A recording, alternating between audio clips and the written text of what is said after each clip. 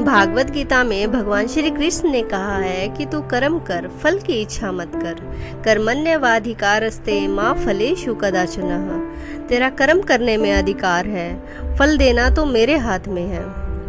ऐसे ही एक छोटे से नन्हे से बीज की कहानी है कि बहुत समय पहले की बात है कि एक खेत की सूखी जमीन पर एक नन्हा सा बीज गिरा। बीज ने आसमान को देखकर कहा, बादल मुझे पानी दे दे, मैं अंकुर बनना चाहता हूँ, फिर पेड़ बनना चाहता हूँ, फल देना चाहता हूँ। बादल बोला, अभी नहीं, अभी समय नहीं हुआ है।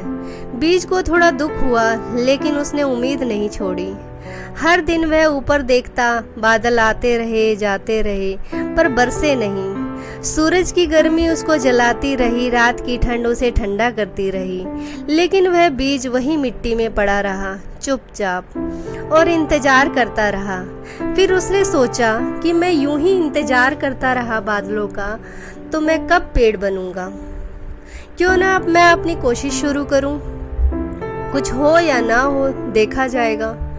तो उसने खुद को मिट्टी के अंदर से तोड़ना शुरू किया।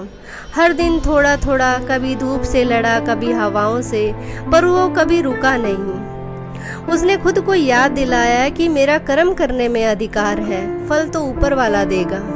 दिन बीते, हफ्ते बीते, एक दिन उस सूखी जमीन से एक हरा भरा अंकुर निकल आया। छोटा था, कमजोर था, पर जिंदा था।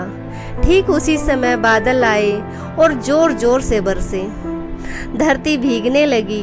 अंकुर ने आसमान की ओर देखा और कहा, धन्यवाद। बादल बोले, अगर तू फल की चिंता करता रहता तो सड़ गया होता।